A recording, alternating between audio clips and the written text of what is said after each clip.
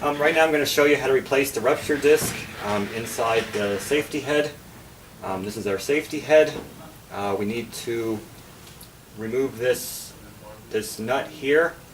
We recommend if you can remove the entire safety head and place it in a bench vise. And this just unscrews. And then inside are going to be two pieces.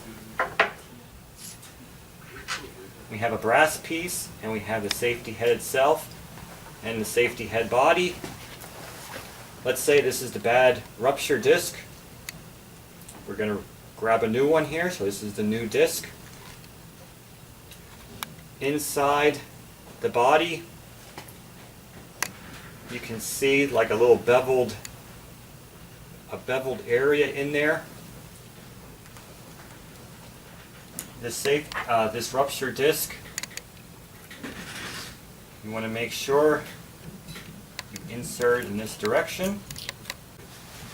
Okay, now we have to insert the brass piece, and we want the beveled side to go in, to go down.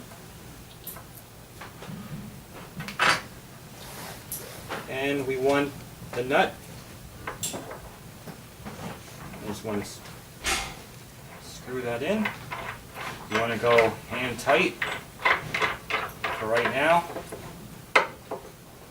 And then we recommend you put this in back into bench vise, and we want to torque this nut down to about 150 foot-pounds.